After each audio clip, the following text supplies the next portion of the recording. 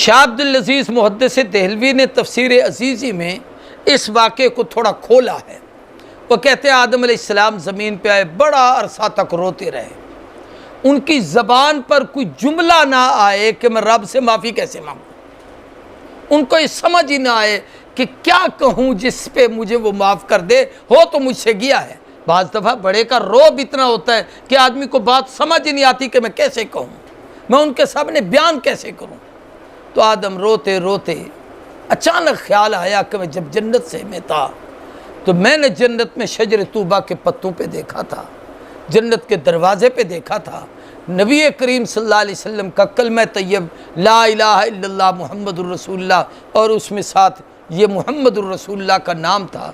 تو وہاں آدم علیہ السلام نے کہا تھا کہ اے اللہ یہ کون ہے؟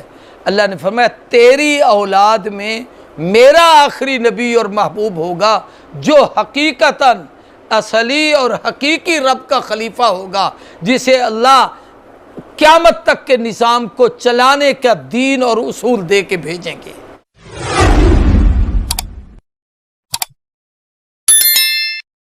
آگے اللہ فرماتے ہیں فَأَزَلَّهُمُ الشَّيْطَانُ، شیطان کی دشمنی اور عداوت کا ذکر ہے۔ شیطان نے ان کو پھسلایا۔ یہ پھسلایا کا لفظ ایک بتا رہا ہے کہ آدم نے جان بوجھ کے غلطی نہیں کی۔ کوئی آدمی جا رہا ہو کسی پھسلن پہ اس کا پاؤں پھسل جائے تو وہ جان بوجھ کے تھوڑی گرتا ہے، پاؤں پھسلا ہے۔ تو شیطان نے پھسلایا تھا، آدم علیہ السلام نے جان بوجھ کے خدا کے حکم کی نافرمانی نہیں کی۔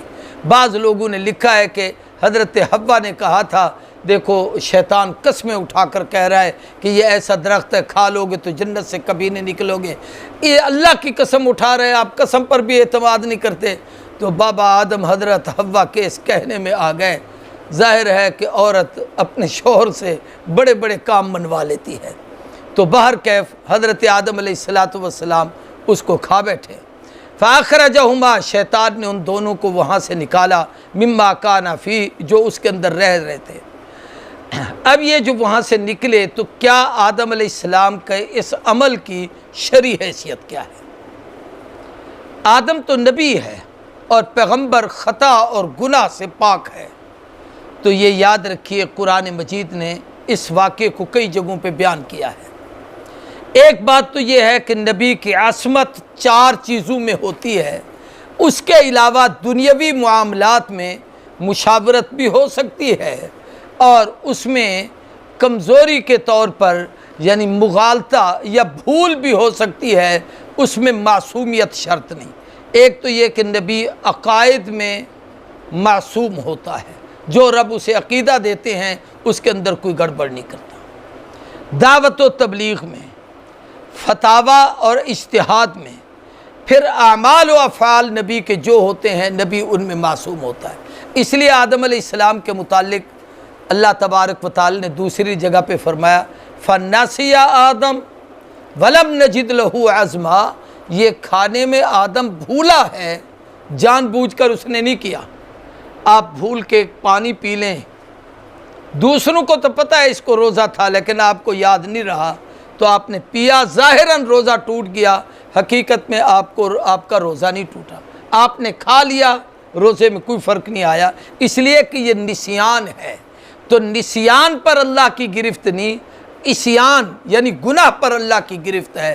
تو آدم کے متعلق رب نے کہہ دیا نسیہ آدم بھولے تھے، جان بوجھ کے آدم علیہ السلام نے ایسا نہیں کیا تھا۔ فَأَزَلَّهُمُ الشَّيْطَانُ، شیطان نے بہکایا، وہاں سے نکالا جو جنت کے اندر رہ رہے تھے۔ وَقُلْنَا اهْبِطُوا، ہم نے کہا اب اترو یہاں سے، بَعْضُكُمْ لِبَعْضٍ عَدُوٌّ، بعض تمہارے بعض کے ساتھ دشمن ہوں گے، یعنی دنیا کی زندگی میں جاؤ گے، آپس میں لڑو گے، اختلافات تمہارے ہوں گے۔ وہ جو کہا تھا کہ زمین پہ فساد کریں گے، خون خرابہ، اب وہ دور تمہارا آئے گا۔ وَلَكُمْ فِي الْأَرْضِ مُسْتَقَرٌّ، اور زمین کے اندر تمہارا ٹھہرنا ایک وقت متعینہ کے لیے ہوگا۔ تھوڑی سی زندگی ہے، 50 سال، 60 سال، 100 سال، 70 سال، کیا ہوا کوئی آدمی اس عمر کو پہنچ جائے، ورنہ چلتے پھرتے دنیا سے لوگ چلے جاتے ہیں۔ فرمایا متاع الہین، ایک وقت متعین تک وہاں کا ٹھہرنا ہے۔ اب آدم علیہ السلام وہاں سے زمین پہ آئے، ان کے متعلق مشہور ہے کہ حضرت آدم سرادیپ کا ایک علاقہ ہے، یہ کس طرف ہے جی؟ انڈیا سے سری لنکا میں، جزاک اللہ، وہاں آدم علیہ السلام اترے تھے، اور سیدہ حوا کے متعلق ہے کہ یہ جدہ میں اتری تھی۔ ایک دوسرے کو تلاش کرتے کرتے روتے، اللہ سے معافی مانگتے، آخر جہاں آج میدان عرفات ہے اور جہاں اب حاجی اکٹھے ہونا شروع ہوں گے اور 9 ذوالحج کو وہاں جمع ہوں گے، 9 ذوالحج کو عرفات کے میدان میں آدم اور حوا کی ملاقات ہوئی، اور وہیں اللہ نے ان کی دعا قبول کی، اور وہ دعا کے کلمات آدم علیہ السلام نے اللہ سے سیکھے، اس کا تذکرہ دوسری جگہ پر ہے۔ اللہ فرماتے ہیں کہ قالا، ان دونوں نے کہا ربنا ظلمنا انفسنا وَإِن لَّمْ تَغْفِرْ لَنَا وَتَرْحَمْنَا لَنَكُونَنَّ مِنَ الْخَاسِرِينَ، تو اللہ تبارک و تعالیٰ نے ان کی اس توبہ کو قبول کر لیا۔ شاہ عبدالعزیز محدث دہلوی نے تفسیر عزیزی میں اس واقعے کو تھوڑا کھولا ہے۔ وہ کہتے ہیں آدم علیہ السلام زمین پہ آئے، بڑا عرصہ تک روتے رہے، ان کی زبان پر کوئی جملہ نہ آئے کہ میں رب سے معافی کیسے مانگوں، ان کو یہ سمجھ ہی نہ آئے کہ کیا کہوں جس پہ مجھے وہ معاف کر دے، ہو تو مجھ سے گیا ہے۔ بعض دفعہ بڑے کا روب اتنا ہوتا ہے کہ آدمی کو بات سمجھ ہی نہیں آتی کہ میں کیسے کہوں، میں ان کے سامنے بیان کیسے کروں۔ تو آدم روتے روتے اچانک خیال آیا کہ میں جب جنت سے میں تھا تو میں نے جنت میں شجر طوبہ کے پتوں پہ دیکھا تھا، جنت کے دروازے پہ دیکھا تھا نبی کریم صلی اللہ علیہ وسلم کا کلمہ طیب لا الہ الا اللہ محمد الرسول اللہ، اور اس میں ساتھ یہ محمد الرسول اللہ کا نام تھا۔ تو وہاں آدم علیہ السلام نے کہا تھا کہ اے اللہ یہ کون ہے؟ اللہ نے فرمایا تیری اولاد میں میرا آخری نبی اور محبوب ہوگا جو حقیقتاً اصلی اور حقیقی رب کا خلیفہ ہوگا، جسے اللہ قیامت تک کے نظام کو چلانے کا دین اور اصول دے کے بھیجیں گے۔ یہ ہے اصل خلافت جو آدم کے نام سے چلی اور اس کی تکمیل حضور پر آ کر ہوئی، تو وہ عطا کریں گے۔ تو پھر آدم علیہ السلام نے کہا اللہ وہ جو تیرا محبوب وہاں تھا اس کے نام کے میں تجھے واسطہ دیتا ہوں۔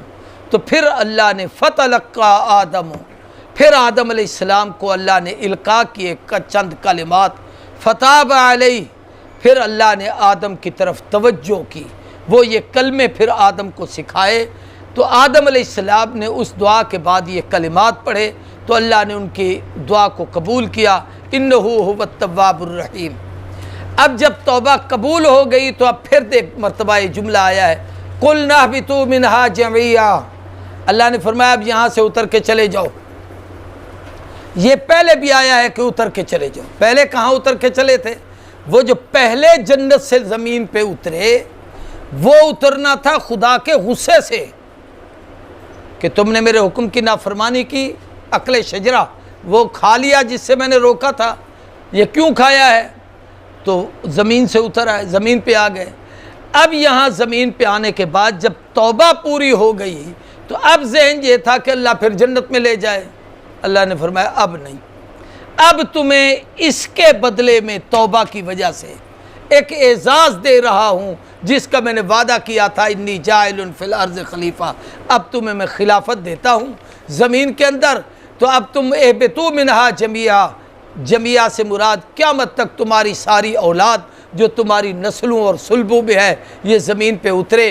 فَإِمَّا يَأْتِيَنَّكُم مِّنِّي هُدًى، میری طرف سے تمہارے پاس ہدایت آئے گی، احکامات آئیں گے، اس ہدایت پہ عمل کرنا، اور جو عمل کرے گا فَمَن تَبِعَ هُدَايَا، جو اس ہدایت کی تابعداری کرے گا تو اس کو نتیجہ یہ ملے گا کہ فَلَا خَوْفٌ عَلَيْهِمْ وَلَا هُمْ يَحْزَنُونَ، ان کو کوئی خوف بھی نہیں ہوگا اور غم بھی نہیں ہوگا۔ وَالَّذِينَ كَفَرُوا وَكَذَّبُوا بِآيَاتِنَا، اور جن لوگوں نے اللہ کے احکامات کا انکار کیا، کفر کیا اور احکامات کو جھٹلایا، ہماری آیتوں کو، اولئک اصحاب النار، یہی جہنمی لوگ ہیں، ہم فیہا خالدون، ہمیشہ اس جہنم کے اندر رہیں گے۔